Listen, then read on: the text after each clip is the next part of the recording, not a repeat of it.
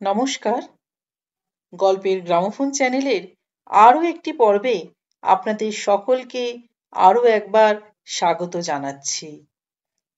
আশা করছি সকলে খুব ভালো আছেন। আজ আমি আপনাদের সামনে পাঠ করে শোনাব শীর্ষেন্দু মুখোপাধ্যায়ের লেখা একটি গল্প। গল্পটির নাম পাত্রী। গল্পটি শুনুন। আমার পাঠ করা গল্পটি যদি আপনাদের ভালো লাগে তাহলে অবশ্যই গল্পটিকে লাইক, শেয়ার এবং আমার এই চ্যানেলটিকে সাবস্ক্রাইব করে নেবেন। আর পাশে থাকা বেল আইকনটিকেও প্রেস করে দেবেন, তাহলে প্রতিবারই নিত্য নতুন গল্পের নোটিফিকেশন খুব সহজেই আপনারা পেয়ে যাবেন। শুরু করছি আজকের গল্প পাঠ। কে ও? শিবাই নাকি রে? যে আজ্ঞে শিবাই বটে। তা পাত্রী পছন্দ হলো? না জামাইদা, এটাও লাকসই নয়। দাঁত উঁচু। দাঁত উঁচু? তা কত উঁচু? মুখ বন্ধ হয় না? তা হয়। আজকাল তো শুনি উঁচু দাঁতের বেশ কদর হয়েছে নাকি? ফিল্ম আর সিরিয়ালে নাকি উঁচু দাঁতেরই বেশ কদর। আপনি তো ওসব দেখেন না, তবে জানলেন কিভাবে? দেখার সময় কোথায় যে দেখব? তবে ভট্টাচার্য ঠাকুরমশাই বলেছিলেন বটে, অগর হে, আজকাল উঁচু দাঁতের ছড়াছড়ি। ঠাকুরমশাই? নিমুবাবুর বাড়িতে ঠাকুরমশাইকে দেখেছি বটে বার কয়েক। টিভির সামনে বসে ঘাড় কাত করে রোজ সন্ধেবেলা তোফা ঘুম দেন। ফাঁকে ফাঁকে দেখেন আর কি। তা তার ঘরদোর কেমন দেখলি? আগে ওসব ভালো, পাকা একতলা, বাড়িতে টিউবওয়েল। গুনে দেখলাম বাড়ির হাতায় অন্তত ১০০ সুপুরি গাছ, ২টো পুকুর, আমবাগান, জমি জিরেত। লাগিয়ে দিলে পারতি। দাঁতে আটকায় যে, না হলে লাগিয়েই দিতাম। মেয়ের যেমন দাঁত উঁচু, তেমনি তোর আবার নাক উঁচু। বলি দামড়া, বয়সটা খেয়াল আছে? ৩৬ পেরোলি কিন্তু। আমার আর বিয়ে হওয়ার নয়। বিয়ে না হয় না হোক, যেমন তেমন একটা ধরে আনলে আমার হবে না। ভাবিয়ে তুললি। আয়, বারান্দার চৌকিতে বসে একটু ভাবি। জ্যোৎস্নাটা খুব ফিনকি দিয়েছে আজ। তোর সঙ্গে গিয়েছিল কে? গদাই, পবন আর মেসোমশাই। তারা কি বলে? মেসোমশাইয়ের কথা আর কবেন না, যাকে দেখে তাকেই পছন্দ। পবন আর গদাই বলল চলবে না। তাহলে ১১ নম্বরেরটাও আউট? যে আজ্ঞে, ১০ নম্বরটার যে কি দোষ ছিল সেটা তো আপনিই বাতিল করলেন, মনে নাই নাকি? ও হ্যাঁ, মনে পড়েছে, পাত্রীর ভৌম দোষ ছিল। বড় মুশকিলেই পড়া গেল রে। তোর মা, বাপ, দিদি সবাই যে তোর বিয়ের জন্য বড় পাগল হয়ে পড়েছে। জুৎসই পাত্রীই পাওয়া যাচ্ছে না, অথচ পথে ঘাটে কত সুন্দরী মেয়ে ঘুরে বেড়াচ্ছে। কি ব্যাপার বলতো? দেখেন জামাই দাদা, আমার মেয়ে ছেলে দেখার চোখও নাই, রোখও নাই। আমি কাজ করবার নিয়ে ঝাঁটে জড়িয়ে আছি। আপনারা সবাই ধরে পাকড়ে বললেন বলে ঘাড় কাত করতে হয়েছে। বলি কি, এবার আমাকে রেহাই দেন। কস কি রে ডাকাত? তোর বিয়ে দিতে না পারলে যে আমার অন্ন জল বন্ধ হবে। ললাটে লিখন বলেও তো একটা কথা আছে। আমি ভেবে দেখলাম, এইভাবে মেয়ে দেখে বেড়ানোটাও ঠিক হচ্ছে না। মেয়েগুলোরও তো একরকম অপমানই হচ্ছে, এটাও ঠিক না। আর এই বিয়ে বিয়ে হুল্লোড়ে আমার কাজ কারবারেও লোকসান হচ্ছে। বিশানগড়ে ইটভাটিতে গন্ডগোল, ন্যাজাদের কারখানার ওভারহল করা দরকার। বৈতপুরে বিস্তর পাওনা উসুল করা পড়ে আছে। তা বলে কি হয় রে পাগল, তোর বুড়ো বাপ মা যে তোর ভরসাতেই বেঁচে আছে, কাজ কারবারের জন্য ভয় নেই, ও দুদিনেই সামলে নিতে পারবি। আর কটা দিন থেকে যা, শনিবারে বিষ্ণুপুরের মেয়েটাকে দেখে নিলেই হয়। আপনারা দেখেন, শুনেছি এই মেয়েটা বড়ই ভালো, দেখতে শুনতে সুন্দর, লেখাপড়া জানে, তার উপর নাকি ভারী বুদ্ধিমতী। বুদ্ধিমতী মেয়ে পাওয়া ভাগ্যের কথা। আমাকে ছেড়ে দেন, কাজ কারবার লাটে উঠবে এরকম চলতে থাকলে। একটা কথা কবি। কি কথা? চণ্ডীপুরের মেয়েটাকে তোর পছন্দ হলো না কেন? সে তো বলেই দিয়েছি। তেমন ভেঙে বলিসনি। আরো একটা কথা। বলেন। তোর মেসোমশাই দিন কয়েক আগে আমাকে বলেন, শিবাই মেয়ে পছন্দ করবে কি? ও তো কোনো মেয়ের দিকে তাকিয়েই দেখে না। হয় মাথা নিচু করে বসে থাকে, নইলে জানলার বাইরে তাকিয়ে মাঠ ঘাট গাছপালা আর গরু ছাগল দেখে। তাই নাকি? কথাটা একেবারে মিথ্যেও নয়। বলিস কি, পাত্রী ফেলে গরু দেখিস? এ তোর কেমন স্বভাব? মায়ামতি ভ্রমকে যে বড় ভয় পাই দাদা। বুঝিয়ে বল। খাজিরগঞ্জের লাল কমলকে মনে পড়ে? ওই যার কবিরাজি ওষুধের কারবার। তা মনে থাকবে না কেন? লাল কমলের বাতের মালিশের খুব নাম। সেই লাল কমল হরিশ্চন্দ্রপুরে নিজের জন্য পাত্রী দেখতে গিয়ে প্রথম দর্শনেই কাত হয়ে পড়ল। তেমন মেয়ে নাকি ভূভারতে নেই। বিয়ের পর রং টং উঠে যাওয়ার পর বউয়ের চেহারা যা বেরোলো তা কহতব্য নয়। সে নয় চেহারা ভগবানের দান বলে, সে কথা বাদ দিচ্ছি। কিন্তু মেয়েটার চোখে নাকি মায়া দয়া ঝরে পড়েছিল, আর ঠোঁটে করুণার হাসি। বিয়ের পর আর সেসব খুঁজে পাওয়া গেল না।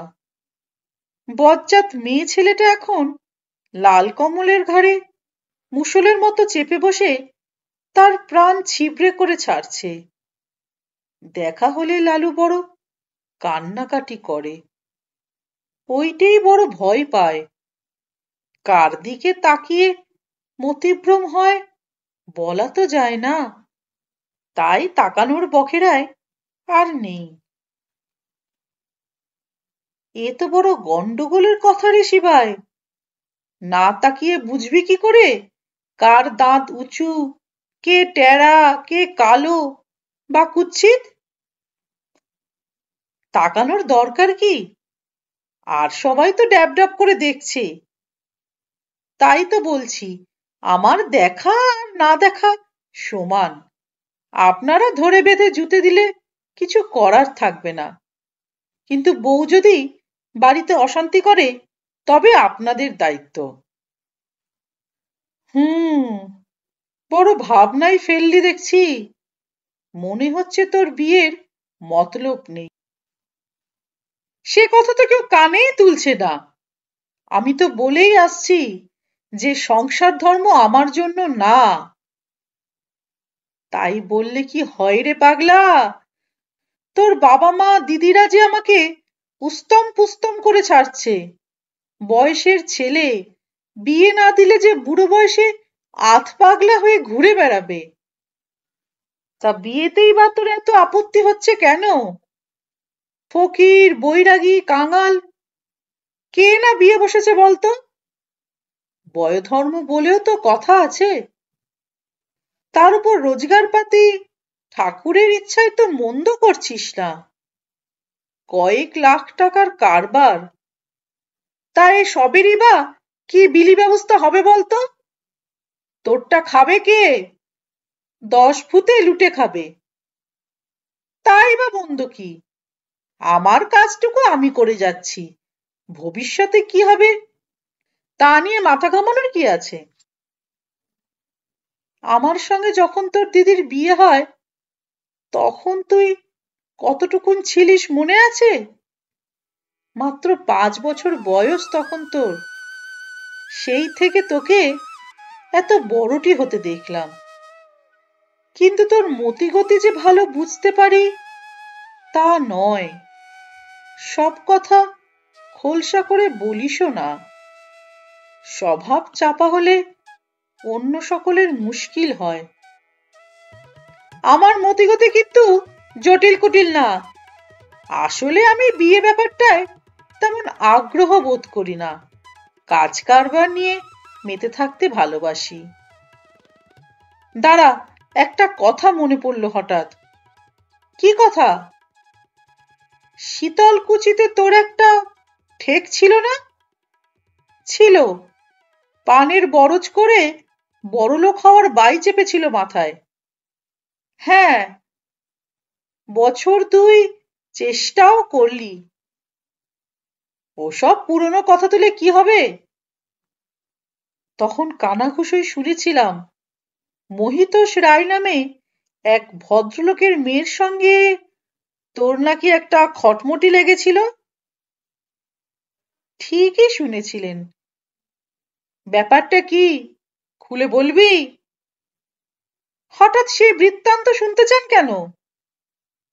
সেই মেয়েটার সঙ্গে তোর ঝগড়াটা কিসের? ও বাদ দেন, মেয়ে মানুষদের সঙ্গে ঝগড়ায় গেলে মুশকিল। আমি তেমন রোখাচোখা মানুষও তো না। ঝগড়াটা কি নিয়ে? সে তো চুকে বুকে গেছে। মনে করে দেখ তো, মেয়েটার নাম কি মাধবী রায়? হ্যাঁ, কিন্তু আপনাকে কে বলল? মাধবীর নাম তো আপনার জানার কথাই নয়। শীতলকুচির লক্ষ্মী ভাণ্ডার তো আমার কাছ থেকেই মাল নেয়। তাই নাকি? আমাকে মাসে একবার দুবার যেতেই হয়। গোরাচাঁদ সিংহ রায় শীতলকুচির মস্ত মহাজন, লক্ষ্মী ভাণ্ডারের মালিক। চিনি, আমি যার কাছ থেকে পানের বরজ কিনেছিলাম সেই মহেশ রায়ের ভাইরা ভাই হলো গোরাচাঁদ। লক্ষ্মী ভাণ্ডারে তখন এমন ফলাও অবস্থা ছিল না। তা কথায় কথায় গোরাচাঁদকে বলেছিলাম তোর কথা। তখন গোরাই বলল তুই মাধবীর সঙ্গে কি একটা গন্ডগোলে শীতলকুচি ছেড়ে চলে এসেছিলি। গন্ডগোলটা কিসের? গন্ডগোলটা কিসের তা অবশ্য সে বলতে পারল না। বলার মতো তো কিছু নয়। তখন খুব বোকা ছিলাম তো, অভিজ্ঞতাও হয়নি। তাই অপমানটা হজম করে চলে আসতে হয়। তবে ওসব আমি তো আর মনে রাখিনি। যা হয়ে গেছে তা নিয়ে ভেবে কি হবে বলুন? ঝগড়াটা কি নিয়ে? শুনলে হাসবেন। বলেই দেখ না। বলতে বাধো বাধো ঠেকে। শত হলেও আপনি গুরুজন। ওসব কথা বলতে গেলে কেঁচো খুঁড়তে সাপ বেরোবে। তোকে আমি সাঁতার কাটতে শিখিয়েছি, সাইকেলে চড়তে শিখিয়েছি, আমার কাঁধেও চড়েছিস অনেক। আমার কাছে তোর লজ্জা কিসের? বয়সকালে যদি কিছু করেও ফেলে থাকিস সেটা বয়সের ধর্ম। সকলেরই একটু আধটু বেপরোয়া ঘটনা ঘটে। শীতলকুচিতে আমি একটু কুসঙ্গে পড়ে যাই। সন্ন্যাসী চরণ প্রতিহারের বাড়িতে একখানা ঘর ভাড়া নিয়ে থাকি। প্রথম চোটেই পানের বরজ থেকে বেশ কয়েক হাজার টাকা নাফা হয়েছিল। বয়স কম, হাতে খোলামকুচির মতো টাকা, বুঝতেই পারেন।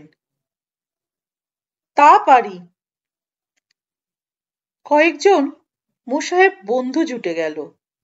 তারা আমাকে মদ-টদ খাওয়াতো। আমারও ফিকে মতো নেশার রং ধরে গেল। রোজই সন্ধ্যের পর আমার ঘরে ৫-৭ জন জুটে যেত। তাদের মধ্যে একজন ছিল অবনী ঘোষ। অবনীর চেহারা ভালো ছিল, পেটে বিদ্যেও ছিল, আবার উড়নচণ্ডীও ছিল। তবে সে একটু আলাদা রকমের ছিল। অন্যদের মতো আমার মোসাহেবি করতো না, কিন্তু আমার পয়সায় নিয়মিত মদ খেত, কারণ তার বিশেষ পয়সা ছিল না। গন্ডগোলটা এই অবনীকে নিয়েই। তাই নাকি? মাধবীর সঙ্গে নাকি অবনীর বিয়ের সব ঠিকঠাক। সেসব আমার জানার কথাও তো নয়।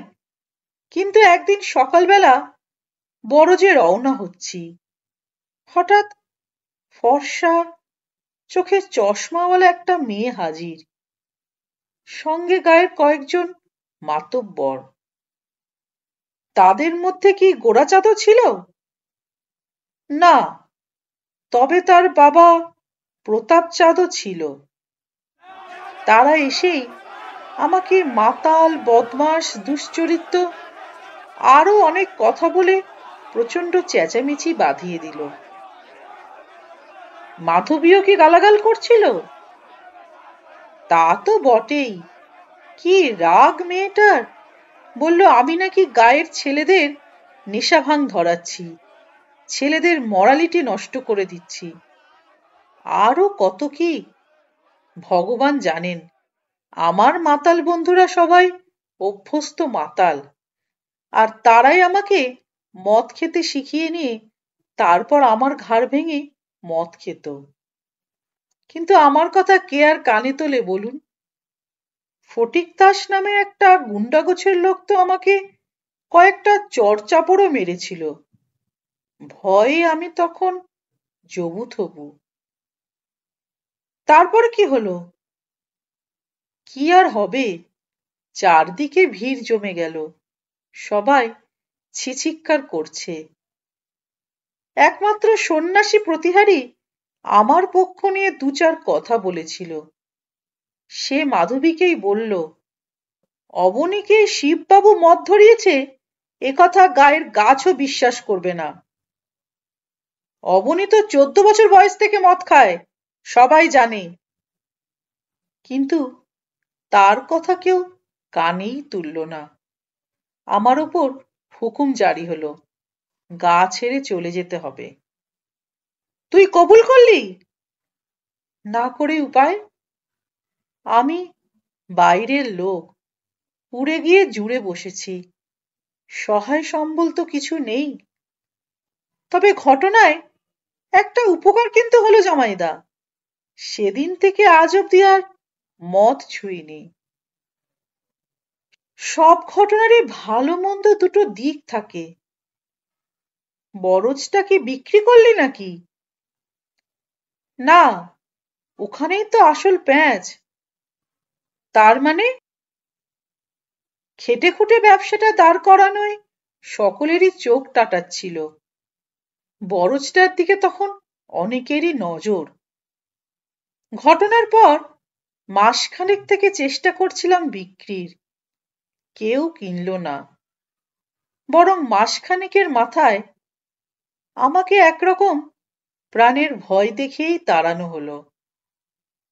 বরজটা শুনেছি মহিতোষ রায় দখল করেছিল। আমি তারপর আর ওসব নিয়ে মাথা ঘামাইনি। শেষ অবধি অবনী ঘোষের সঙ্গে মাধবী রায়ের বিয়ে হয়েছিল কিনা খবর নিসনি? সে খবরে আর আমার দরকার কি বলুন? অবনী ঘোষ আমার জীবন থেকে মুছে গেছে, শীতলকুচিও। ঘেন্নায় আর ওমুখ কখনো হইনি। মাধবীর তখন বয়স কত? 16-17 হবে বোধহয়। মেয়েদের বয়সের কোনো আন্দাজ আমার নেই। 7-8 বছর আগেকার কথা। তোর কি মনে হয় ওই গন্ডগোলটা আসলে ষড়যন্ত্র? তা তো বটেই। যে 1 মাস ছিলাম তারপরেও তখন আর অবনী ঘোষ বা অন্য সাহেবেরা আমার ছায়াও মাড়ায়নি। গোরাচাঁদ অবশ্য আমাকে এত ভেঙে কিছু বলেনি। তবে এটা ঠিক যে শীতলকুচিতে মহিতোষ রায়ের প্রবল প্রতাপ, বিষয় সম্পত্তিও মেলা। হ্যাঁ, আমার কিছু করার ছিল না দাদা। 1,00,000-2-3 টাকা জলে গেল, এই যা। তোর কাছে দলিলপত্র আছে? বড়জের দলিল? তা আছে, তবে দলিল দিয়ে কিছু হওয়ার নয়। মামলা করলে সেই মামলা গড়াতে থাকবে, টাকা খরচ হবে জলের মতো, কাজের কাজ কিছুই হবে না। তাই আমি মামলা মোকদ্দমায় যাইনি। লোকসানটা সয়ে নিয়ে নতুন রোখ নিয়ে আবার ব্যবসা করেছি।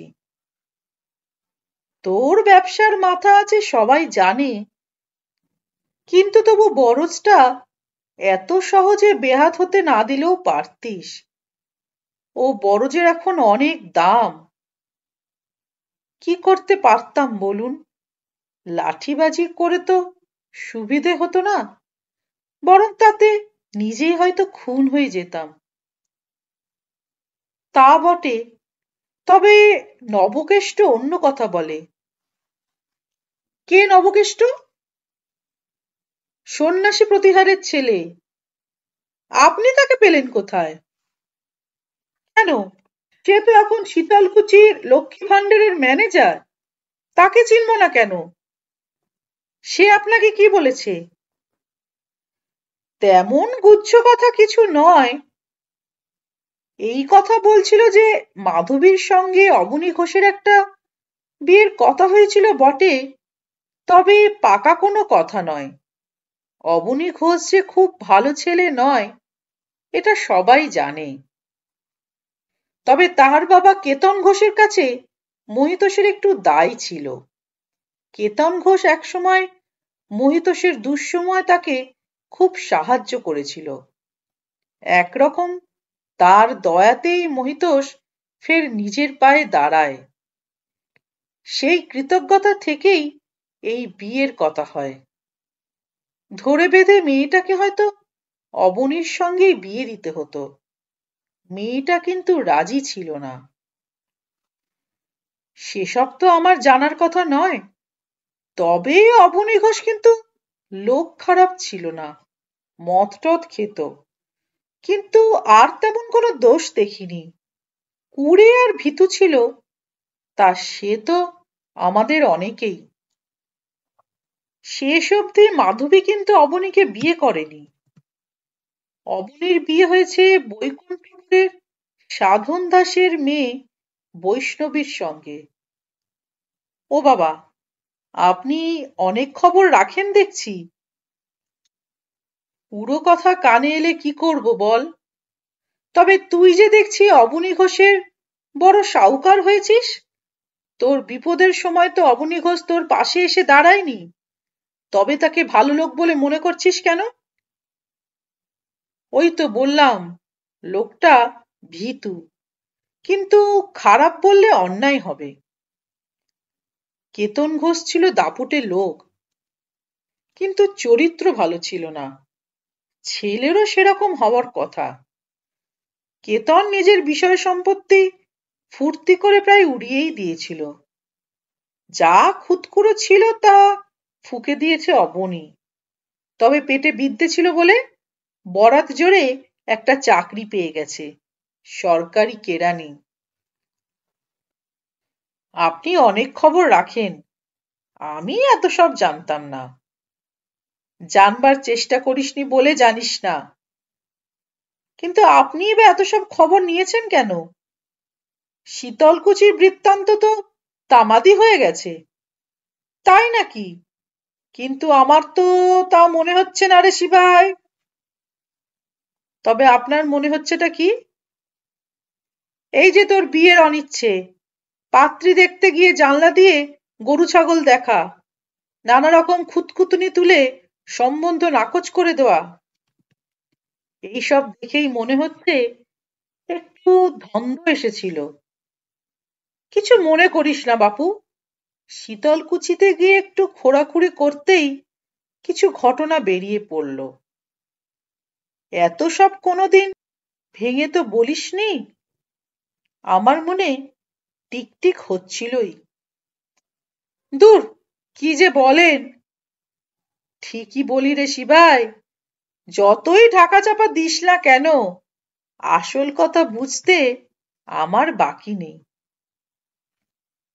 রাত হতে চললো জামাইদা, এবার উঠি। তারা কিসের? ভটভটিয়া আছে, 3 মাইল রাস্তা লহমায় পেরিয়ে যাবি। সবে ঝাঁপি খুলছি, সাপ বেরোক, তার আগেই পালালে কি চলে? ঠিক আছে, বলেন। তুই ভাবিস না যে শুধু উড়ো খবরের ভরসায় তোকে এত কথা বলছি। কারোর সঙ্গে কথা কইতে বাকি রাখিনি।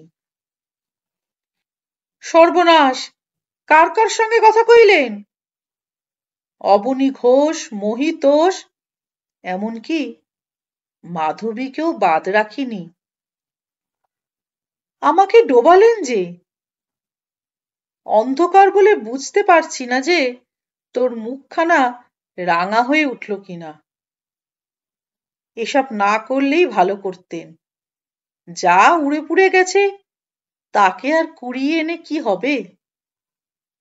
উড়ে পুড়ে যদি গিয়ে থাকে, তাহলে গায়ের একটা সুন্দরী মেয়ে 23 বছর বয়স অব্দি বিয়ে না করে বসে আছে কেন বলবি? বিয়ে করেনি সে তার ইচ্ছে, কাজটা ভালো করেনি সে। অবনী ঘোষের বাগদত্তা ছিল, তার উচিত ছিল তাকেই বিয়ে করা। মনের সায় না থাকলেও আর বাগদত্তাই বা কোন হিসেবে? মাধবীর তো মতামতই নেয়নি ওর বাপ। দুজনের ভাবসাবও ছিল না। না থাকলে অবনী ঘোষের হয়ে ঝগড়া করতে এসেছিল কেন? মোটেই অবনীর হয়ে ঝগড়া করেনি। সে চেয়েছিল যাতে তুই হুড়ো খেয়ে মদ ছাড়িস। তার মনের কথা তুই টের পাসনি, এত বোকা তুই নোস। ঝগড়া করতে এসেছিল তোর ভালোর জন্যই। তবে সিচুয়েশনটা যে ওরকম বিচ্ছিরি দাঁড়াবে তা বুঝতে পারেনি। সেই জন্য পরে কান্নাকাটি করেছিল খুব, এখনো কাঁদে। তাতে আমার আর কিছু যায় আসে না দাদা। যায় আসে না বলেই না আজ অব্দি তোর আর কোনো মেয়ে পছন্দ হলো না। সত্যি কথা বলতো, মাধবী তোর সঙ্গে ঝগড়া করার আগে কতবার ভাব করতে চেয়েছিল, তুই তাকে পাত্তাই দিলি না। পাত্তা দেওয়ার প্রশ্ন ওঠে কেন? সে তো আমার চোখে পরস্ত্রী। তোর মাথা! কোনো হিসেবেই মাধবী পরস্ত্রী ছিল না, আজও নয়। মাধবীর কথা তুলছেন কেন জামাইদা? আপনার মতলবখানা কি? গত রোববার তোর দিদিকে নিয়ে আমি শীতলকুচিতে গিয়েছিলাম। সর্বনাশ! সর্বনাশের জন্যই এইবার তৈরি হ। তোর দিদির মাধবীকে ভারী পছন্দ হয়েছে। তার উপর যখন শুনল এত বয়স অব্দি মেয়েটা বিয়ে না করে একজনের জন্য অপেক্ষা করে আছে, তখন তো কেঁদেই ফেলল। মহিতোষ এখন পারলে আমাদের হাতে পায়ে ধরে। বলছিল মেয়েটা বিয়ে করবে না বলে ধনুক ভাঙা পণ করে বসে আছে, আমি মরেও শান্তি পাবো না। কাজটা ভালো করেননি জামাইদা, আমাকে বড় লজ্জায় ফেললেন। দামড়া কোথাকার, শুধু একটা ভুল ধারণার ওপর একটা মেয়েকে এত কষ্ট দিতে হয়? অবনী ঘোষ তো কবেই বিয়ে করে সংসার পেতে বসে গেছে, তোর অঙ্ক তো মেলেনি। সব অঙ্ক কি মেলে দাদা? এই অঙ্কটা মিলিয়ে দে ভাই, আর পাত্রী দেখার নামে আমাদের মিছে হয়রান করে মারিস না। আজ উঠি জামাইদা? না, উঠলে হবে না, মুচলেকা দিয়ে যা। কোনোদিন তো আমার সঙ্গে অবাধ্যতা করিসনি, আজ কি করবি? জ্বালালেন।